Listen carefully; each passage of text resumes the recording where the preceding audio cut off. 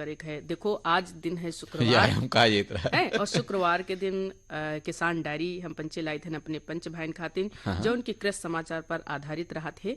आलेख एवं वाचन है यदुनाथ सिंह मुरारी भैया के और संपादक है डॉक्टर सुशील कुमार राय भैया। तो तो आओ ई किसान डायरी का सुना जाए। और जो और हफ्ता बीत गया है ई की जोन है जानकारी लीन जाए कि किसान डायरी में है कृषि समाचार पर कौन आधारित जोन समाचार हैं। बिल्कुल नमस्कार, किसान डायरी में आपका स्वागत है। प्रस्तुत हैं कृषि समाचार। आज की सुर्खियां। केंद्रीय आम बजट में कृषि क्षेत्र को मजबूत बनाने पर जोर। उत्तर प्रदेश में मोटे अनाज की खेती को मिलेगा प्रोत्साहन। प्रदेश में खुलेंगे 10,000 कृषि स्वावलंबन केंद्र। उत्तर प्रदेश में गौशालाएं बनेंगी आत्मनिर्भर।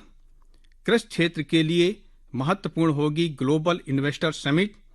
सीमैप में 4 फरवरी को होगा किसान मेले का समापन। 17 फरवरी से राजभवन में फल, साग भाजी और पुष्प प्रदर्शनी का आयोजन। और प्रदेश में दोगुना किया जाएगा रेशम उत्पादन। अब कृषि समाचार विस्तार से। केंद्रीय आम बजट में कृषि क्षेत्र के लिए अनेक महत्वपूर्ण घोषणाएं की गई हैं। केंद्रीय वित्त मंत्री निर्मला सीतारमण द्वारा प्रस्तुत बजट में कृषि क्षेत्र को सशक्त बनाने पर जोर दिया गया है। कृषि एवं किसान कल्याण के लिए 1,25,000 करोड़ रुपए का प्रावधान किया गया है। इसमें कृषि ऋण के लिए 20 लाख करोड़ रुपए का लक्ष्य रखा गया है। इस वर्ष 20 लाख क्रेडिट कार्ड वितरित किए जाने की भी योजना है। मोटे अनाज को बढ़ावा देने के लिए श्री अन्न योजना शुरू की गई है, जबकि मत्स्य संपदा की नई उपयोजना में 6,000 करोड़ रुपए का निवेश किया जाएगा। बजट में प्राकृतिक खेती को बढ़ावा देने के लिए 459 करोड़ रुपए का प्रावधान किया गया है। अगले 3 साल में प्राकृतिक खेती के लिए 1 करोड़ किसानों को सहायता दी जाएगी, जिसके लिए 10,000 बायो इनपुट रिसर्च सेंटर्स खोले जाएंगे।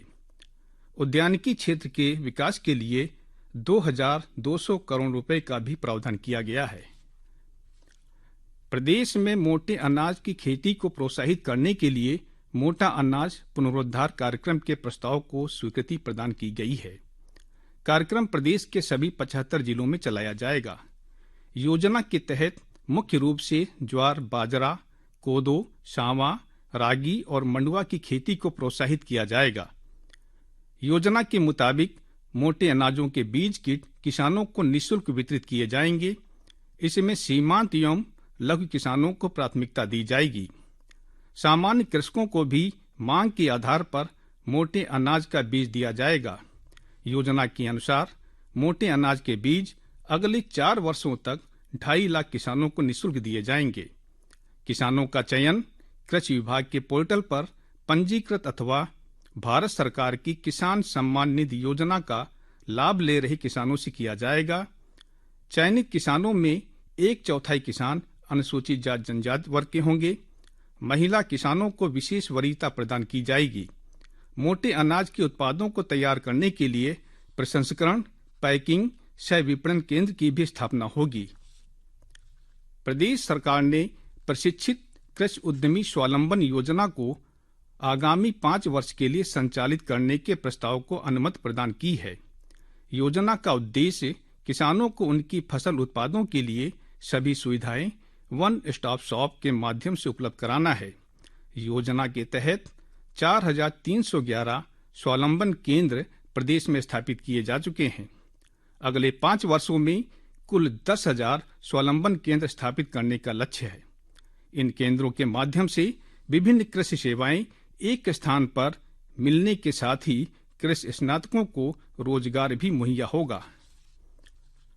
पशुधन एवं दुग्ध विकास मंत्री धर्मपाल सिंह ने गौशालाओं को आत्मनिर्भर बनाने की दिशा में कार्ययोजना बनाने के निर्देश दिए हैं। मंत्री श्री सिंह ने निराश्रित गोवंश के संरक्षण के लिए किए जा रहे कार्यों की समीक्षा के दौरान इस दिशा में गंभीरतापूर्वक पहल करने की बात कही।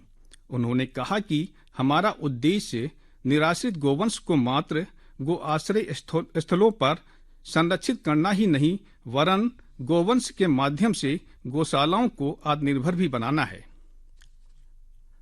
वन एवं पर्यावरण मंत्री अरुण कुमार सक्सेना ने कहा कि वन आधारित उत्पादों की जरूरत को पूरा करने के लिए वन क्षेत्र के बाहर अधिक से अधिक पेड़ लगाने की जरूरत है। इस दिशा में कृषि वानिकी की महत्वपूर्ण भूमिका है। वन मंत्री श्री सक्सेना ने अमेरिका एवं भारत सरकार की संयुक्त तत्वाधान में आयोजित trees outside forest in India कार्यक्रम में ये बात कही। मत्स्य विकास मंत्री डॉक्टर संजय कुमार निषाद ने कहा है कि मत्स्य पालक कल्याण कोष मछली पालकों की आर्थिक स्थिति मजबूत करने में सहायक होगा। पत्रकारों से बातचीत में उन्होंने मत्स्य पालक कल्याण कोष की जानकारी देते हुए बताया कि चालू वित्तीय वर्ष में इस कोष के लिए 25 करोड़ रुपए का प्रावधान किया गया है। इस कोष के माध्यम से गरीब मछली पालकों की सहायता की जाएगी।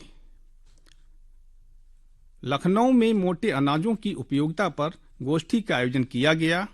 गोष्ठी में उप मुख्यमंत्री केशव प्रसाद मौर्य ने कहा कि भारत की प्राचीन कृषि अत्यंत उन्नत थी। देश में मोटे अनाजों के उत्पादन की समृद्ध परंपरा रही है। उन्होंने कहा कि आने वाला समय मोटे अनाजों का है। इसके लिए विश्व बाजार तैयार है। लोक भारती संस्था द्वारा आयोजित इस गोष्ठी में वित्त मंत्री सुरेश खन्ना ने कहा कि मोटे अनाजों में समस्त प्रकार के पोषक तत्व पाए जाते हैं। उनका उपयोग हम सब के लिए अति उपयोगी है। कृषि मंत्री सूर्य प्रताप शाही ने मोटे अनाजों का उत्पादन बढ़ाने की आवश्यकता पर जोर दिया। गोष्ठी को खाद्य एवं ग्रामोद्योग मंत्री राकेश सचान, खाद्य एवं रसद राज्य मंत्री सतीश शर्मा, प्रेम सेवा मिशन के संस्थापक आशीष, लोक भारती के संगठन मंत्री ब्रजन पाल सिंह ने अपने विचार प्रकट किए। प्रदेश में 10 से 12 फरवरी तक ग्लोबल इन्वेस्टर समिट का आयोजन किया जाएगा। ये आयोजन कृषि क्षेत्र के लिए अत्यंत महत्वपूर्ण माना जा रहा है। इस आयोजन के पूर्व ही सरकार को कृषि क्षेत्र में लगभग 4,500 करोड़ रुपए के निवेश प्रस्ताव मिल चुके हैं। प्रदेश के कृषि मंत्री सूर्य प्रताप शाही की अध्यक्षता में निवेशकों के साथ हुई बैठक में निवेश प्रस्तावों की अनुबंध पर हस्ताक्षर किए गए। कृषि मंत्री ने बताया कि निवेश के फलस्वरूप राज्य में रोजगार के लगभग 41,000 अवसर सृजित होंगे। बैठक में बीज, खाद, कृषि रक्षा रसायन, कृषि मशीनरी एवं कृषि विपणन क्षेत्र के 100 से भी अधिक उद्यमियों ने भाग लिया। इस अवसर पर कृषि मंत्री श्री शाही ने बताया कि केंद्र सरकार द्वारा वित्त पोषित दृष्टि योजना के अंतर्गत यूपी में 100 एफपीओ को 100% अनुदान दिया गया है। 23 एफपीओ ने बीज उत्पादन के क्षेत्र में निवेश करने की पहल की है। बैठक में कृषि मंत्री ने बताया कि प्रदेश में विभिन्न प्रकार के बीजों को बढ़ावा देने हेतु लखनऊ में ही प्रदेश स्तरीय सीड पार्क बनाए जाने की योजना पर काम चल रहा है। प्रदेश में 2 वर्षों के भीतर कंप्रेस्ड बायोफ्यूल की 5 इकाइयां स्थापित करने की भी योजना है। इससे किसानों को उनके द्वारा उत्पादित बायोमास के प्रयोग को बढ़ावा मिलेगा तथा आय बढ़ाने में मदद मिलेगी। केंद्रीय औषधि एवं सघन पौधा संस्थान सीमेप में किसान मेला आयोजित किया जा रहा है। 31 जनवरी से शुरू हुआ ये 5 दिवसीय मेला 4 फरवरी तक चलेगा। मेले का उद्घाटन प्रदेश के कृषि मंत्री सूर्य प्रताप शाही ने किया। इस अवसर पर उन्होंने कहा कि कृषि में फसलों की विविधता पर विशेष ध्यान दिया जाना चाहिए। उन्होंने कहा कि जैविक और प्राकृतिक खेती से पर्यावरण के साथ किसानों को भी फायदा मिलेगा।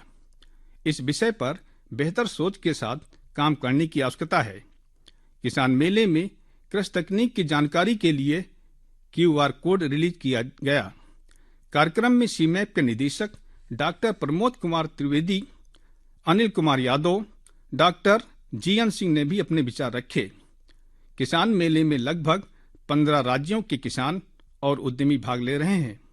मेले में मेंथा की कोसी, सिम क्रांति और सिम उन्नत प्रजातियों की रोपण सामग्री किसानों को प्रदान की गई।